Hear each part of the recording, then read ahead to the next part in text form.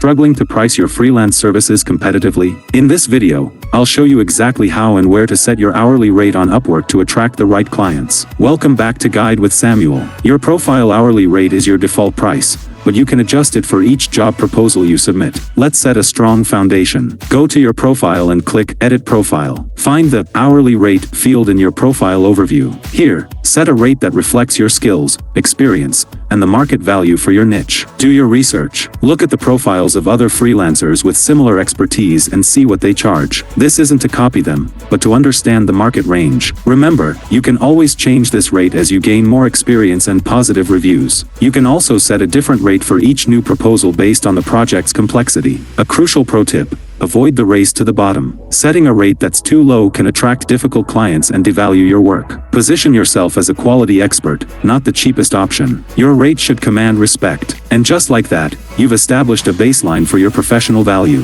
Setting a strategic hourly rate is your first step toward profitable freelancing. What factors do you consider most when setting your rate? Your experience, the project, or the client's budget? Let me know below. To adjust existing agreements, subscribe for our next video on how to change contract terms on Upwork. Thanks for watching.